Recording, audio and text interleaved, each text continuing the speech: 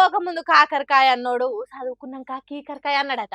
ఆగో గట్లనే ఉన్నది జూబ్లీహిల్స్ ఎన్నికల్లా ఓటెయ్యనోళ్ళ పనితనం.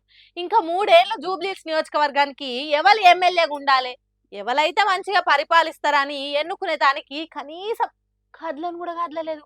మరి సోమరిపోతుతనమో లేకుంటే సోయిలేనితనమో తెలవదు గాని జూబ్లీహిల్స్ ఎన్నికలలో ఓటింగ్ శాతము 40 కూడా దాటలేదంటే అక్కడి పబ్లిక్ ఎంత మేధావులో అర్థం చేసుకోండ్రి.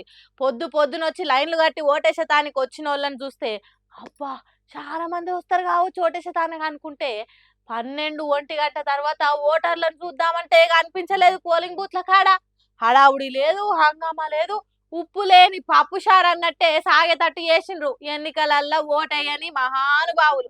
మళ్ళా పేరుకు పెద్ద పెద్ద చదువులు చదివినోళ్ళు లేవుంటారు.